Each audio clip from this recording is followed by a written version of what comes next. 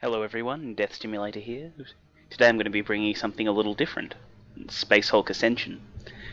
Space Hulk Ascension is a squad-based game where you complete various objectives with between 5 to 10 individuals while being attacked by various creatures, predominantly aliens.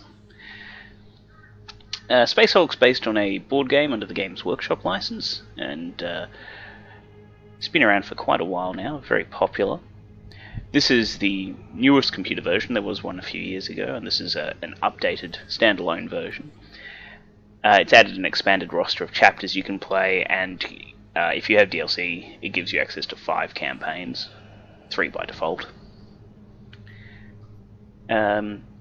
Basically, today I just want to have a look at it and show you some of it, talk a little bit about it, as it's something I'm quite interested in. I enjoy playing it quite a bit. Just to show you guys, I'll be playing the Space Wolves. They're my favourite faction in the 40k universe. I actually have an army of them in the miniatures, and we'll play on normal difficulty because I don't want to embarrass myself too much. Now, in Space Hulk, the theme is that you're investigating a gigantic derelict, often near planet-sized, and in this investigation you'll be trying to divert its course, or blow it up, or just kill off the aliens that have infested it. So we'll play the Space Wolf campaign, the Fall of the Jotunheim, which is a huge space roll that's threatening an Imperial world. Now, Space Wolves are essentially Vikings in space. Those familiar with the Space Hulk board game, or the original game, will know that you traditionally played the Blood Angels. Recent game versions have given you access to different chapters and have taken on a more computer gamey feel where they'll actually have specialization. So the Space Wolves are better at melee combat. That's not to say that they can't shoot, but they're just better at melee combat. In Space Hulk you have squads. The squads have classes. So there's a sergeant or a librarian, which you need to lead a squad. So a squad must have one of those leading it. Then there's a heavy weapon specialist. They start with a flamer, but they can gain access to the assault cannon.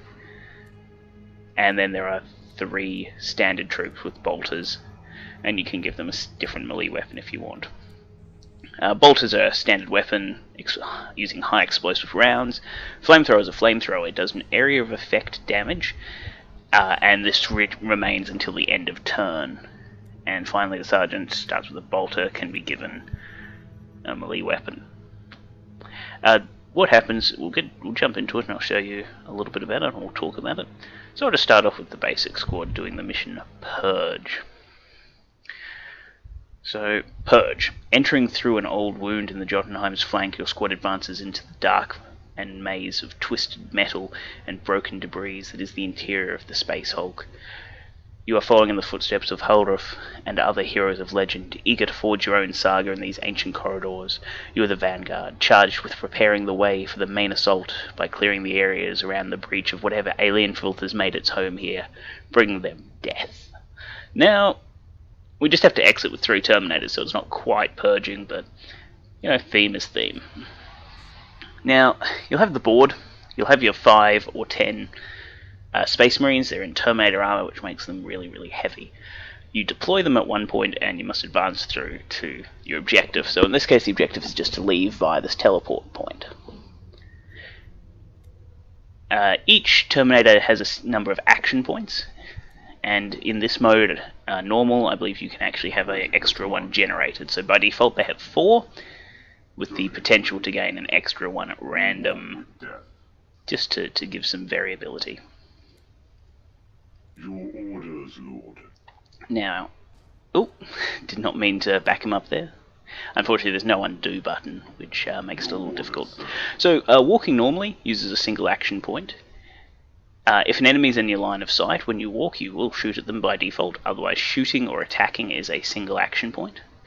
You have a variety of types of attack you can do with various consequences. You can go into Overwatch. This means you'll use 2 action points and you'll remain stationary, but you'll shoot anything that comes within your line of sight. And finally, there's equipment. So unlike the board game, you actually have equipment in this. By default, you have a servo skull, which you can just drop, and that'll keep scanning an area so you'll know if something's coming up behind you. You have this ring, which is actually your vision radius. So this, well, not your vision radius, your sensor radius. So this will tell you when gene stealers, the aliens in this, are close to you, or when you're close to one of their nests. Yeah, basically it's just a squad-based tactical game. We're going to try and advance through and get to the exit. Now it's very hard to see. One of the things is that you don't know too much about your environment in the game, and it looks like we can go straight through here to a door up ahead, go through this door and then exit out this way. So I'll just advance. Now primarily the game's about shooting, which is great, but there is some melee combat. Now despite their big heavy armor, the Space Marines are a little bit vulnerable to melee, which is all that the aliens in this game have access to.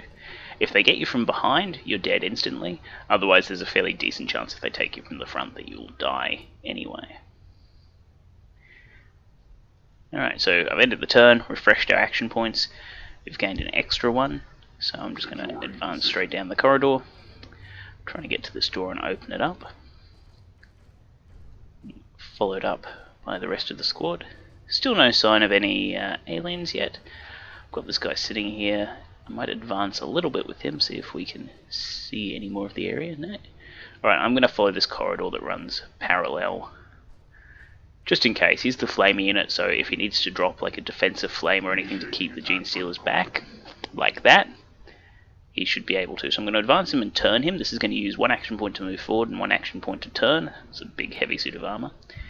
Now I can fire off the flamer. The flamer has 3 different templates: a long one that ends in a small AoE, a short one which has a wide AoE, and then just a general area which is not particularly long, but it gives you a decent coverage. Now for this one I want to avoid having the gene stealer run up to me.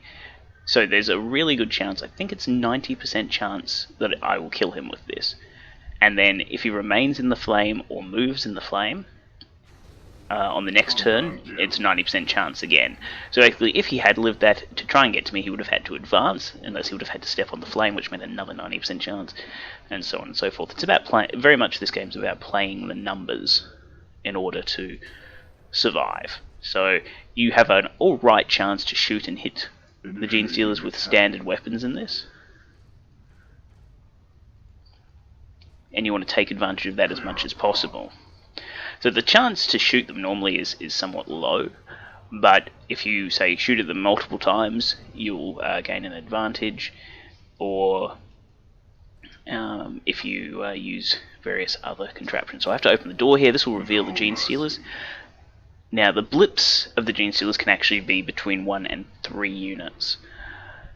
They're not revealed until I gain line of sight on them. So in this case, this blip was just 1 unit. By default, I have a 27% chance to shoot him, so I don't really like those odds, and I don't want to be too close to him. So I'm going to take a step back, which uses 2 AP, and thus get a free shot at him. Now, because I've shot at him once, this is sustained fire. So now I can use my final AP to take another shot at him. 57% chance. Why I was able to kill him. Now my sergeant I consider slightly more valuable than my normal units, and there is a level progression in this game, so these guys are going to level up and gain new skills and access to new equipment. So while I don't want to lose anyone in particular, I want to keep some of these more valuable guys alive. Now, because I don't know what this gene stealer is, whether it's 1 or 2 or 3, I'm going to try and keep as much distance between me and it as possible. So I'm going to stand in this doorway and go on to Overwatch. So if it attempts to come back into this corridor, I'll be able to shoot it. Now I'm going to have to advance on it at some point if it doesn't move on its own, but I don't want to expose my flame unit to any danger. So I'm going to fill this corridor with flame. Now it won't be able to go through the door, but it means that if the gene stealer does come through the door, it'll have to run through the fire to get at me. And I'm going to back up and start heading back around to link up with the others. I don't want to have to try and deal with opening that door. The foe is before me.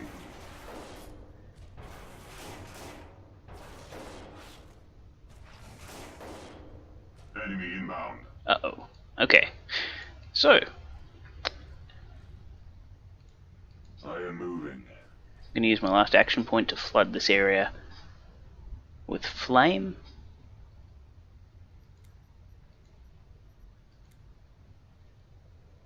Just trying to find if I can get one of the flame templates, yeah, to get both of the gene stealers there. That'll work nicely. Next turn I'll turn around and then try and leg it out as best I can.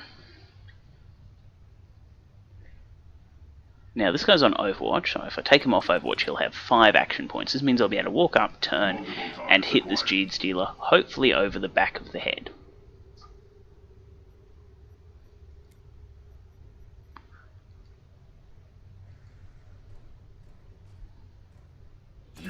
He does take a shot at it when he's right behind it and actually gets it, so I don't even need to worry about doing that. Now I'll turn back this way and advance up with the others. Unfortunately, a lot of wasted action points here as we're all just going along the one route.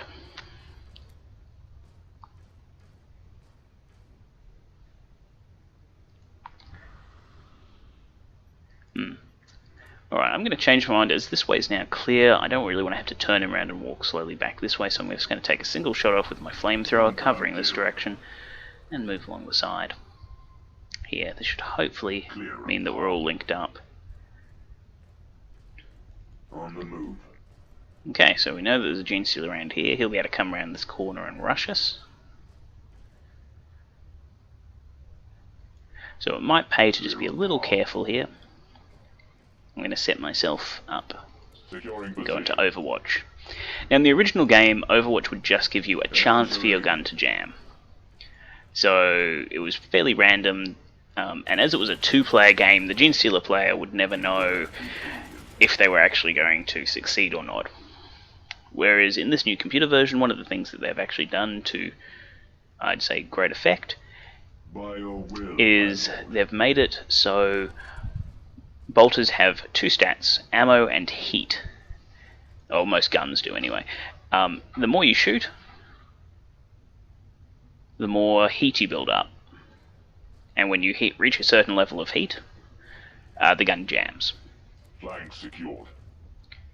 Fairly straightforward, but it does mean that there is a guaranteed point at which your gun will stop working. And so the trick is to manage your heat so that as you're rushed by multiple gene stealers, you don't ever overheat. Entering.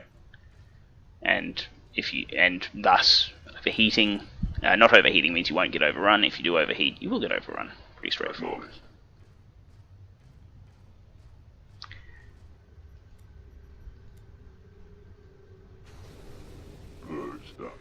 And that's the basic mechanics of it. You'll be able to see a little more as I play through some other missions.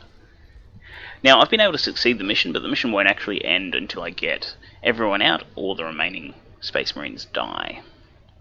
However, I have been able to get everyone out this time. The Gene Stealers shouldn't be able to catch me here, so this guy will just have to exit on the next turn. So that's been the first mission of Space Hulk for the Space Wolves. If you guys are interested in seeing more, please let me know, as it's a game I play quite a little bit and I enjoy a lot. Leave feedback, leave your comments, and if you did enjoy the video, do consider liking, commenting, favoriting, or subscribing, as your support means the world to me. This has been Death Stimulator. Thanks very much for watching. Have a great day.